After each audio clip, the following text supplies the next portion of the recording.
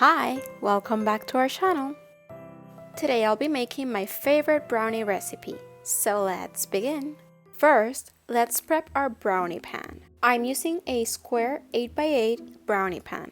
How big or how small your pan is will determine basically how thick you want the brownies to be.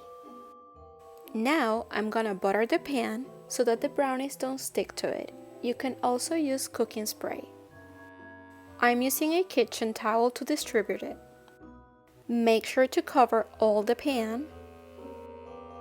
Once that part is done, place a piece of baking paper at the bottom of it. I measured it and cut it to size, but it doesn't have to be perfect. Now set it aside and let's make the batter. In a small saucepan, add the butter and sugar. Now heat just until the butter melts and the sugar softens. It'll take about 5 to 7 minutes on low heat. It should look somewhat like this. Now remove from the heat and transfer to a large mixing bowl. Add the eggs and give them a whisk.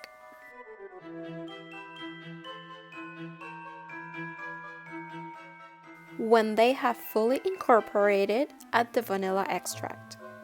Give it a whisk. Add the oil and whisk again. Now add the cocoa powder and whisk. You can also make it in a stand mixer, but it's pretty easy making this butter by hand, so I just make it by hand. See how silky and chocolatey it's already looking? Now add the flour, cornstarch, and salt. Fold that in using the whisk or a rubber spatula.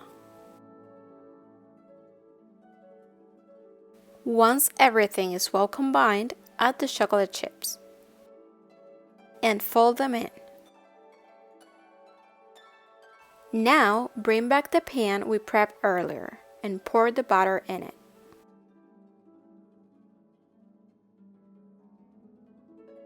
Spread the batter using the spatula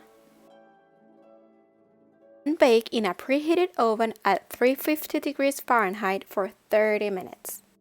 Once the top of the brownie has set and when you insert a toothpick in the middle it comes out fairly clean, the brownies are done.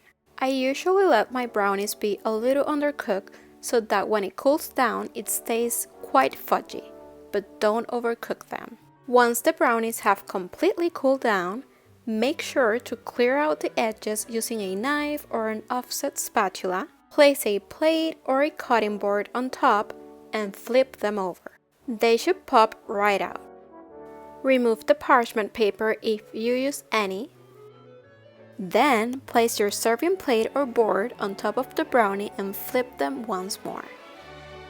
Now I'm topping my brownies with a chocolate frosting. I'll link my favorite chocolate frosting in the description box. You can leave the brownies as is, but this adds quite a bit of chocolate flavor. Once I've spread the chocolate frosting, I'm adding gold edible glitter on top. This is optional but quite fun during the holidays. See how sparkly and festive it looks? Plus, you can't really taste the glitter, so that's perfect. These brownies will hold up in an airtight container for up to 3 days. Slice them in portions and serve.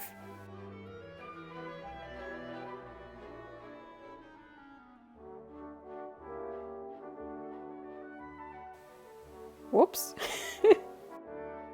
You can never go wrong with chocolate. But with that said, thank you so much for watching. See you in the next video. Bye!